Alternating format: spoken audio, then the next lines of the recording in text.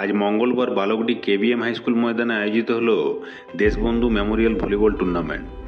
এদিন শুরুতে জাতীয় সঙ্গীত পরিবেশন ও স্বাধীনতা সংগ্রামী দেশবন্ধু চিত্তরঞ্জন দাসের প্রতিকৃতিতে মাল্যদান ও পুষ্পার্ঘ্য অর্পণ করা হয়।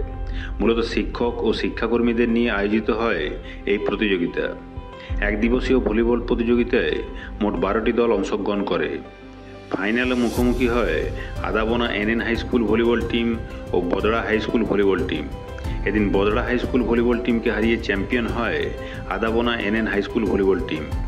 এদিনের প্রতিযোগিতায় দর্শকদের উৎসাহ ছিল চোখে পড়ার মতো।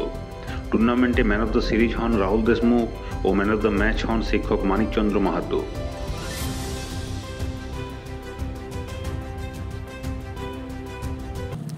নমস্কার, বালকডি কেবিএম উচ্চ মাধ্যমিক বিদ্যালয়ের ময়দান থেকে বলছি। আমাদের দশম বর্ষীয় দেশবন্ধু মেমোরিয়াল ভলিবল টুর্নামেন্ট চলছে। 12টি স্কুলের মাস্টারমশাইরা যোগদান করেছেন।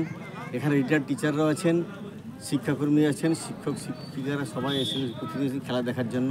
এটা আমাদের দশম বর্ষীয় খেলা এবং খেলাটা এত উপভোগ্য হয় যে বিভিন্ন স্কুল থেকে মাস্টারমশাইরা না এসে থাকতে পারেন না। আমরা দেশবন্ধুর ভাবধারা আদর্শ সমস্ত স্কুলের মাধ্যমে এবং আমরা ছেলেমেয়েদের কাছে ছড়িয়ে দেওয়ার জন্য আমরা খেলাটা আয়োজন করেছি। সমস্ত স্কুলগুলোর সঙ্গে সম্প্রীতি বন্ধন আবদ্ধ হোক, মেলবন্ধন ঘটুক, এটাই আমাদের খেলার উদ্দেশ্য। আচ্ছা, আপনার পরিচয়? আমি হেডমাস্টার মশাই, বালকডি কেবিএম উচ্চ মাধ্যমিক বিদ্যালয়।